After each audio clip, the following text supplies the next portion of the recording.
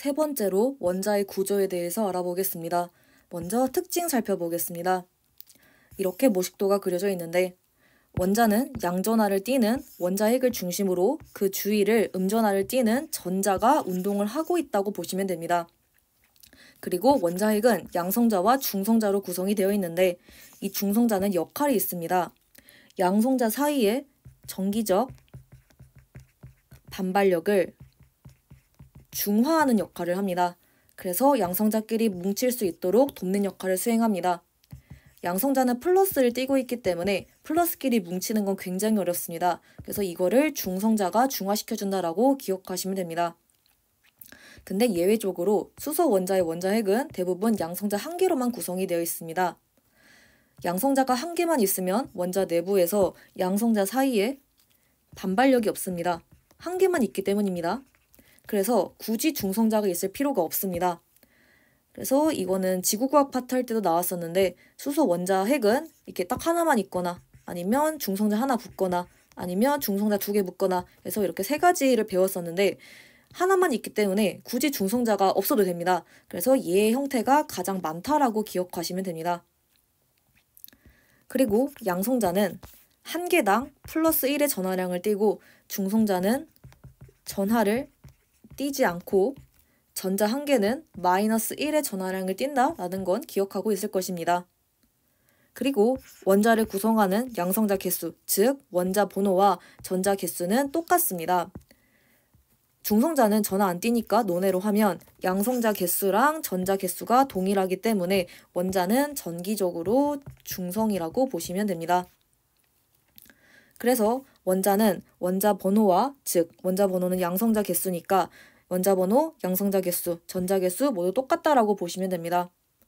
근데 우리가 중학교 때 배웠었는데 이온은 원자에서 양성자라 중성자는 건드리지 않습니다. 전자만 변화시킵니다.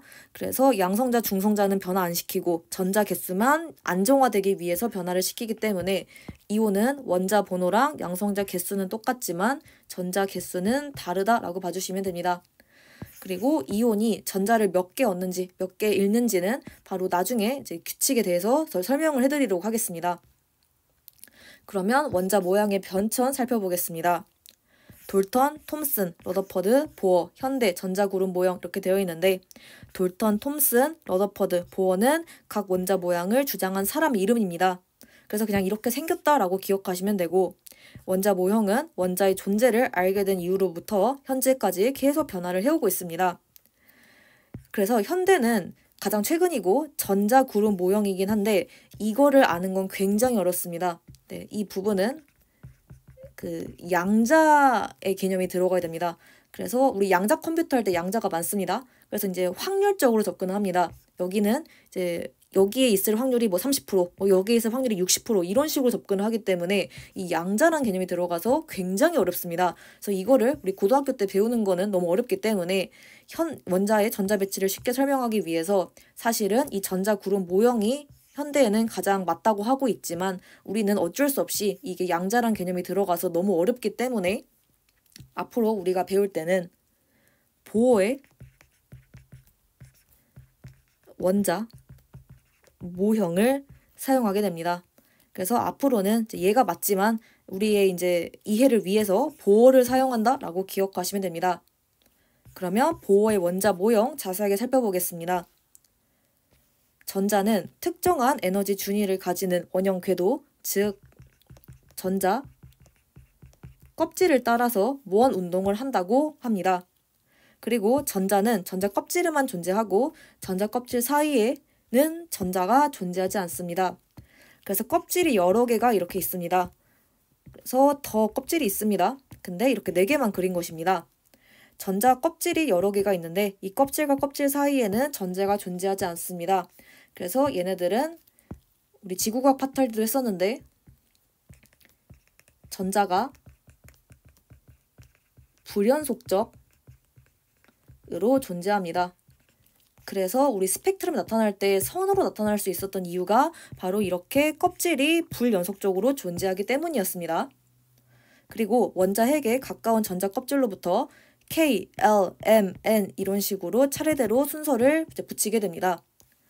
그럼 여기서 또 의문이 들 수가 있는 게 왜 수많은 알파벳 중에 K로부터 시작을 했냐? 왜냐면 여기가 가장 안쪽이니까 A, B, C, D로 붙여야 되지 않을까라는 그런 의문이 들 수가 있습니다.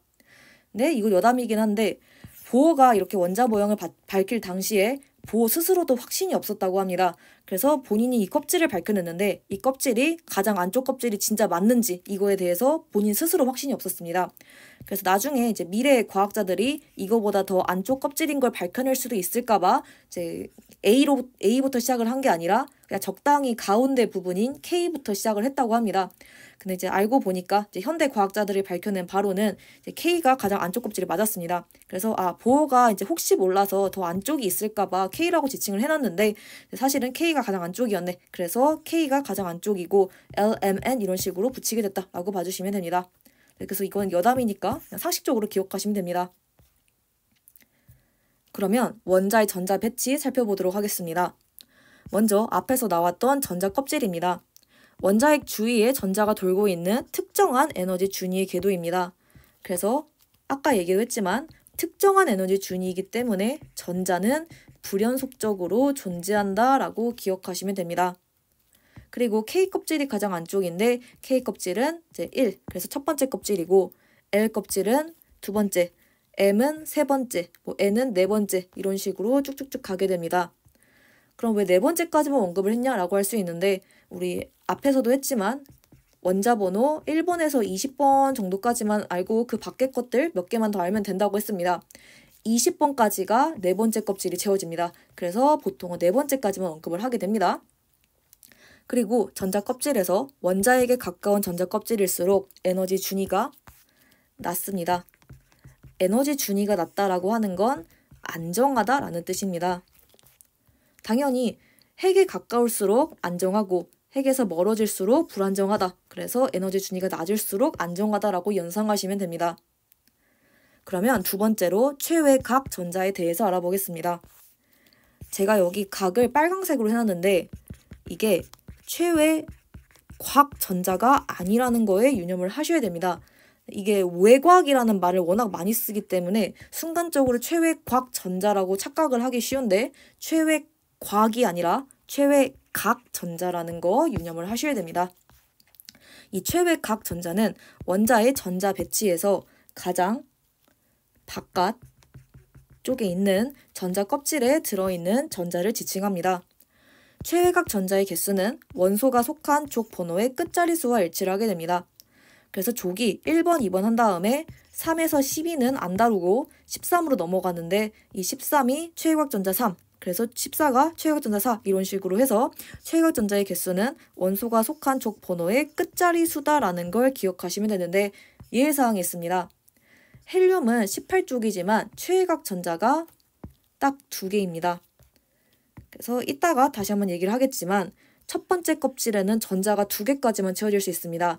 그래서 헬륨은 18쪽이긴 하지만 최외각 전자수가 2개까지밖에 못 채우니까 2다라고 기억하시면 됩니다. 왜 그런지는 뒤에 조금 더 자세하게 나옵니다.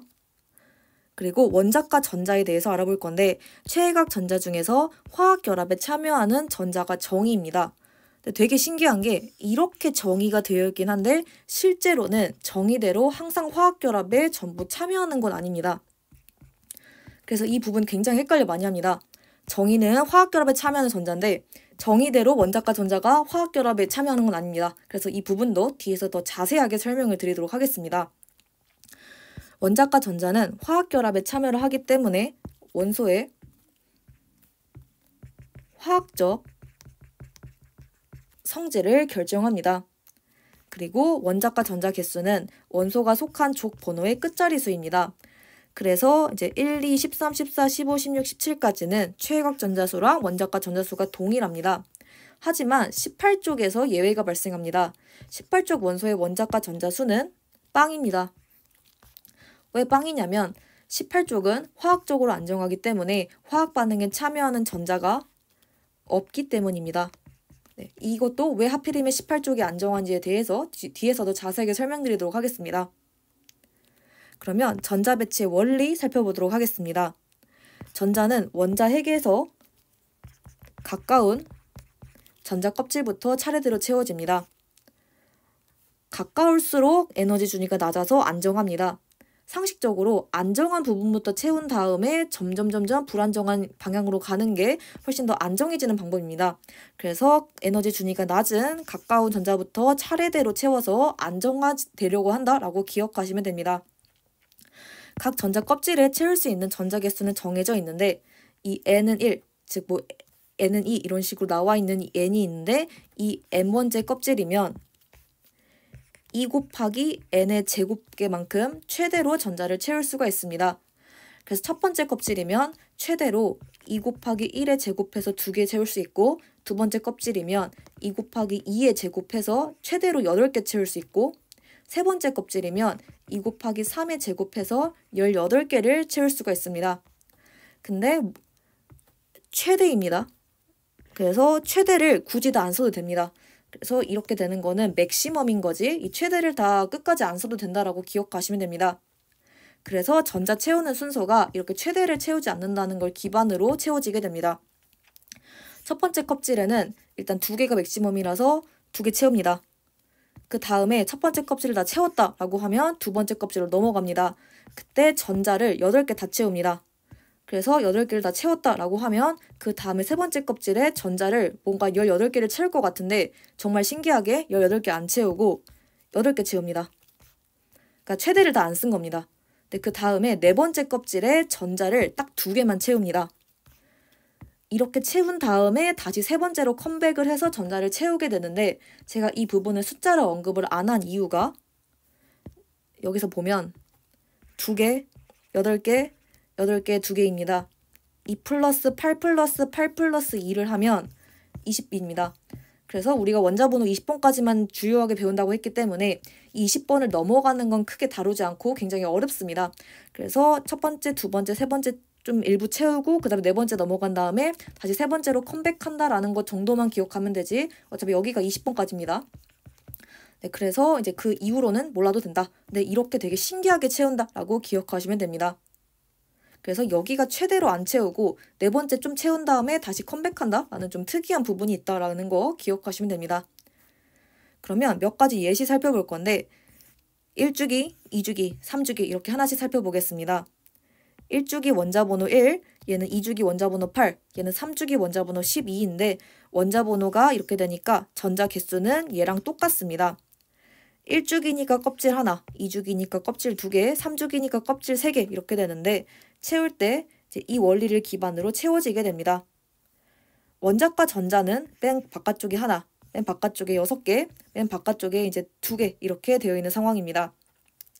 그래서 원자과 전자가 바로 이제 족의 그런 맨 마지막 숫자와 일치한다라고 볼 수 있기 때문에 얘는 1, 그리고 얘는 우리가 6족 안 배우니까 앞에다가 1 붙이고 그리고 얘는 이제 2족 이렇게 갈 수가 있습니다. 그래서 3에서 이제 12종은 안 다루기 때문에 만약에 이 6족이 뭐지? 라고 하면 앞에다가 1 붙여야 되는구나 라고 기억하시면 됩니다. 그래서 원자과 전자 개수는 원소가 속한 족 번호의 끝자리 수인데 여기서 이제 예외 사항은 18족 원소는 원자과 전자 개수가 빵이다 라는 거 기억하시면 됩니다. 그리고 전자가 들어있는 전자 껍질 개수는 1주기니까 1개, 2주기니까 2개, 3주기니까 3개 이렇게 됩니다. 그래서 전자가 들어있는 전자 껍질 수는 바로 주기 번호와 똑같다라는 거 기억하시면 됩니다. 그러면 이렇게 해서 네 번째 파트까지 마무리하도록 하겠습니다.